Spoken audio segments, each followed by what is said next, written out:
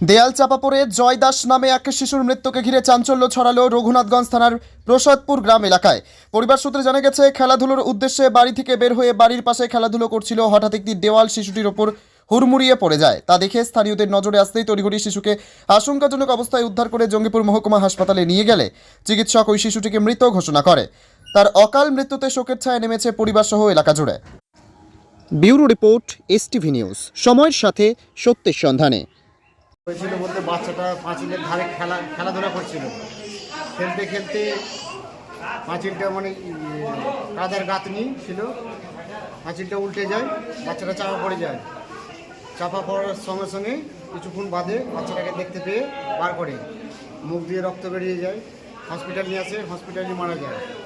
Hospital থেকে বাইরে নিয়ে যাওয়া হয়, দেখে বাচ্চাটা ডেথ হয়ে যায়।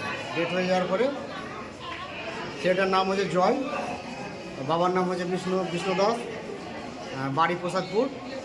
বাচ্চার বয়স কত? হ্যাঁ, বাচ্চার বয়স 4 বছর। আর আমার নাম মনোজ দাস, বাড়ি মির্জাপুর।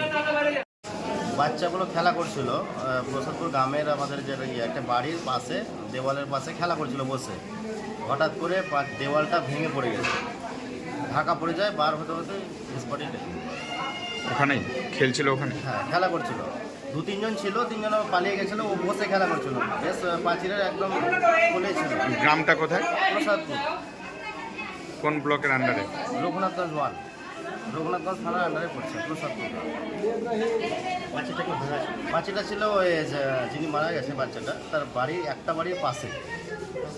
ঠিক আছে। মাটির গাঁথনি দিয়ে করা ছিল। আপনার নাম? আমার নাম নয়ন দাস, বাড়ি? প্রসাদপুর।